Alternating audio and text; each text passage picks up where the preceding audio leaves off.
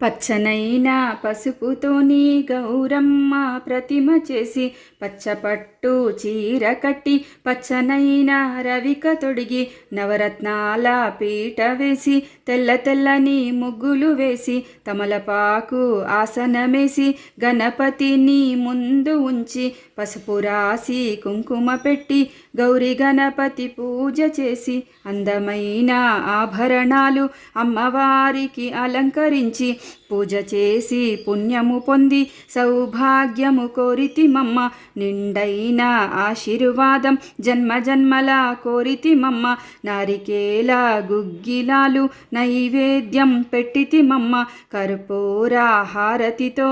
నీ ముందు నిలిచితిమమ్మ తప్పులుంటే మన్నించమ్మ సౌభాగ్యం మాకివ్వమ్మ తప్పులుంటే మన్నించమ్మ సౌభాగ్యం మాకి